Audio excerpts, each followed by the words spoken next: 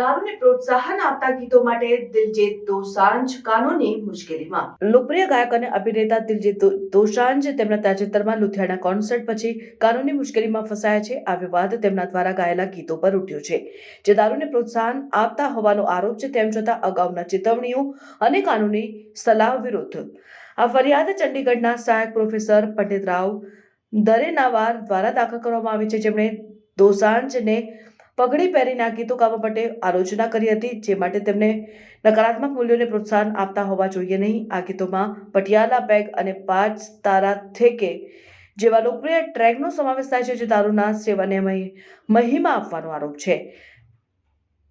ધરેનાવારની ફરિયાદને પગલે પંજાબ સરકારના મહિલા અને બાળ વિભાગના ઉપનિર્દેશક દ્વારા લુધિયાણાના ઉપ આયુક્તને નોટિસ જારી કરવામાં આવી છે, જેમાં દોસાંઝના લાઈવ પ્રદર્શન દરમિયાન આ ગીતો પર પ્રતિબંધ મૂકવાની વિનંતી કરવામાં આવી હતી. આ ફરિયાદ 2019ના પંજાબ અને હરિયાણા હાઈકોર્ટના ચુકાદાનો ઉલ્લેખ કરે છે, જેમાં પોલીસને જાહેર કાર્યક્રમોમાં દારૂ, ડ્રગ્સ અને હિંસાને પ્રોત્સાહન આપવા ગીતો વગાડવા પર પ્રતિબંધ મૂકવાનો આદેશ આપવામાં આવ્યો છે. આ વિવાદના જવાબમાં દોસાંઝે જણાવ્યું હતું કે જો તેમના ગીતો પર વાંધો હોય તો દરેક રાજ્યમાં દારૂ પર સંપૂર્ણ પ્રતિબંધ લગાવવો જોઈએ. કાનૂની પડકારો છતાં દોસાંઝનો દિલ લ્યુમિનાટી ઇન્ડિયા ટૂર ખૂબ જ સફળ રહ્યો છે, જેમાં અનેક શહેરોમાં ટિકિટો વેચાઈ ગઈ છે.